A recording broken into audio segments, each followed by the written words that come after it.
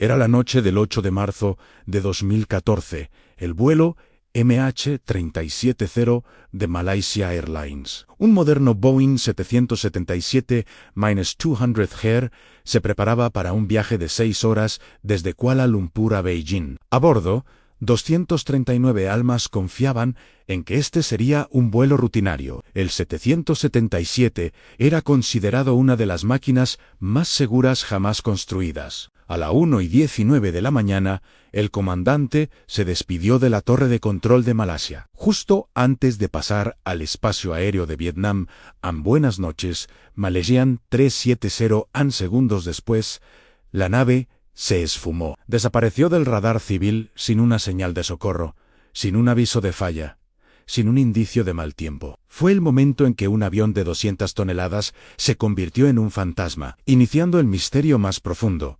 frustrante y técnicamente complejo de la aviación moderna. ¿Cómo puede un avión de este calibre desvanecerse en el siglo XXI? El Boeing 777 es un prodigio de la ingeniería, un avión diseñado con sistemas redundantes para prevenir fallas catastróficas. La tripulación era experimentada, el comandante Zahari Ahmad Shah, un piloto veterano con más de 18.000 horas de vuelo y un sofisticado simulador de vuelo en su casa. Y el primer oficial, Farik Abdul Hamid, joven pero con experiencia. La profesionalidad de la tripulación y la fiabilidad de la aeronave hicieron que la primera hipótesis de las autoridades fuera el secuestro o el acto deliberado. Pero, ¿quién estaba al mando de esta desaparición? Y, más importante, ¿por qué? El primer hecho crucial en la crónica forense del vuelo fue la manipulación de los sistemas de comunicación. A la 1:21 de la mañana, el transpondedor, el dispositivo que identifica la aeronave al control de tráfico civil, se apagó. 2 minutos después, el sistema CARS, el reporte de mantenimiento y comunicación digital, también dejó de transmitir. Esto no es un fallo técnico. Las fallas eléctricas no apagan estos dos sistemas de forma secuencial y limpia. El apagón fue manual y deliberado, lo que significa que en algún momento alguien en la cabina tomó el control de la nave. Lo que sucedió después solo se reveló gracias al radar militar. Aunque el MH370 era invisible para el tráfico civil, los radares militares de Malasia detectaron la aeronave. El avión ejecutó un giro brusco de 180 grados y regresó sobre Malasia. Voló a baja altura, a veces bordeando los límites de los radares, y crucialmente pasó cerca de la isla de Penang, donde residía el comandante Shah.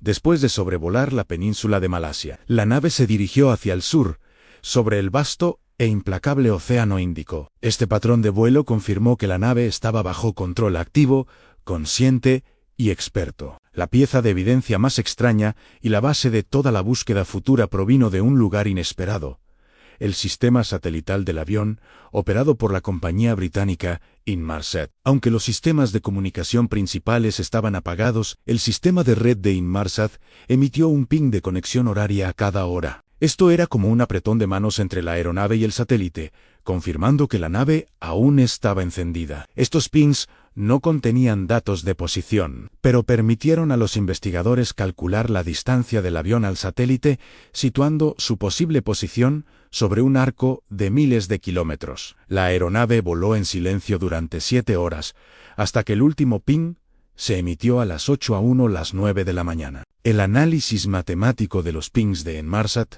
concluyó que la trayectoria del avión lo había llevado a un arco final, el séptimo arco, en la remota zona del sur del Océano Índico, a miles de kilómetros de cualquier lugar. El avión había volado hasta agotar el combustible. Los expertos calcularon la velocidad, el consumo de combustible y la posible ruta, estableciendo una zona de búsqueda prioritaria. La distancia de esta zona a la costa más cercana era de tal magnitud que no había posibilidad de aterrizaje o supervivencia. La evidencia técnica era inequívoca.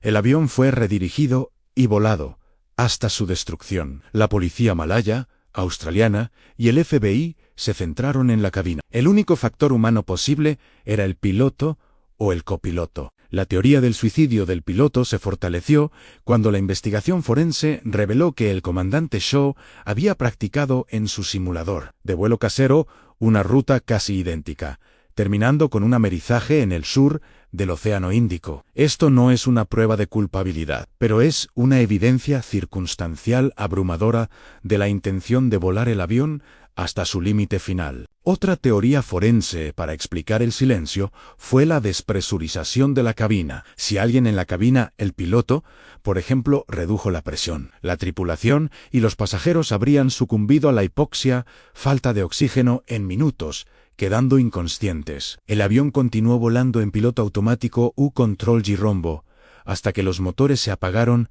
por falta de combustible. Esta teoría resuelve elegantemente el misterio del silencio total de 7 horas, transformando el vuelo en un ataúd silencioso y automatizado. La búsqueda se convirtió en la operación más cara de la historia. Liderada por Australia, se utilizó tecnología de sonar y vehículos submarinos autónomos OVES para peinar cientos de miles de kilómetros cuadrados del fondo marino. El desafío fue hercúleo. En el fondo del Océano Índico es uno de los más remotos, profundos y accidentados del planeta, con cañones y montañas submarinas inexploradas. La falta de balizas de localización que dejaron de emitir después de 30 días hizo que la búsqueda fuera, literalmente, como buscar una aguja en un vasto fondo marino oscuro. 2 años después de la desaparición, la primera evidencia física emergió. En julio de 2015, a más de 4.000 kilómetros de la zona de búsqueda prioritaria, en la remota isla de la Reunión Cercau y África Oriental,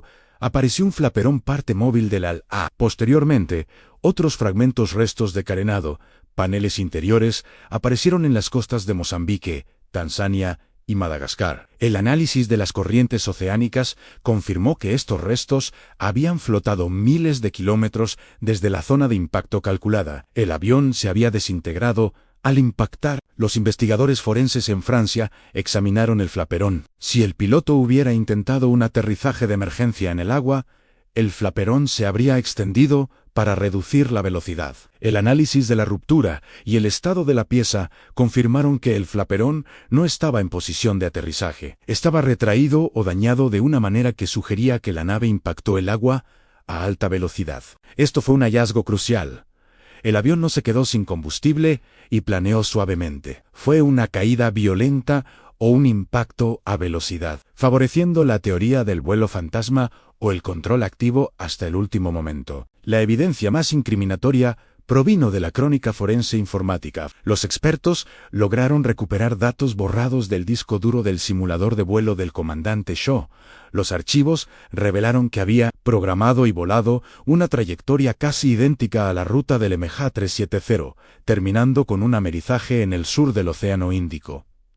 Este era un ensayo de la catástrofe. Si bien el gobierno de Malasia lo ocultó inicialmente, esta evidencia se convirtió en el argumento central de la intención deliberada del piloto. El análisis forense resolvió el qué hacía deliberado y el cómo el apagón de sistemas, pero el por qué sigue siendo el agujero negro del misterio. Las investigaciones sobre el comandante Shaw no encontraron evidencia concluyente de terrorismo, problemas financieros graves o inestabilidad psicológica aguda documentada. El motivo sigue siendo la última pieza faltante. ¿Fue un acto político, una declaración personal o una crisis de salud mental oculta? El motivo sigue siendo la última pieza faltante. El MH370SI, siendo la obra maestra de un crimen perfecto, frustrado solo por la física de las corrientes oceánicas. La historia del MH370 es la pesadilla de la era moderna. Un objeto de alta tecnología que se esfuma en un mundo hiperconectado. La crónica forense del caso ha sido un triunfo de la física, la ingeniería satelital y el análisis de la deriva oceánica. Sabemos que el avión voló hacia el sur, que la desaparición fue deliberada y que los restos se encuentran en las profundidades de uno de los lugares más remotos del planeta. Pero el mayor misterio, el que nos persigue, es el silencio. ¿Qué ocurrió en esa cabina en los minutos críticos que convirtió al MH370 en un vuelo de la muerte hasta que no se encuentre el fuselaje principal y las cajas negras? El MH370S seguirá siendo la metáfora perfecta de la vulnerabilidad humana ante la inmensidad del océano. Y, quizás, ante la oscuridad que puede habitar en la mente de un solo hombre. Si este análisis profundo te ha cautivado, te invito a suscribirte al canal, para no perder el próximo caso misterioso.